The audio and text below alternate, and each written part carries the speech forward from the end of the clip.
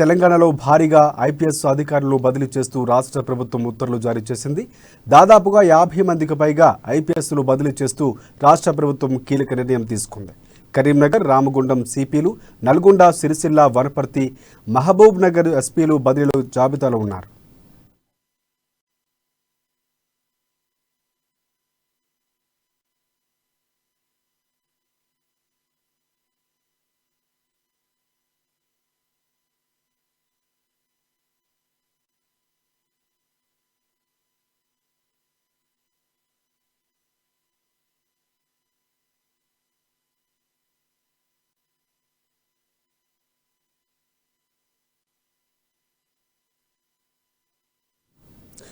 తెలంగాణలో భారీగా ఐపీఎస్ అధికారులు బదిలీ చేస్తూ రాష్ట్ర ప్రభుత్వం ఉత్తర్వులు జారీ చేసింది. దాదాపుగా 50 మందికి పైగా ఐపీఎస్లు బదిలీ చేస్తూ రాష్ట్ర ప్రభుత్వం కీలక నిర్ణయం తీసుకుంది.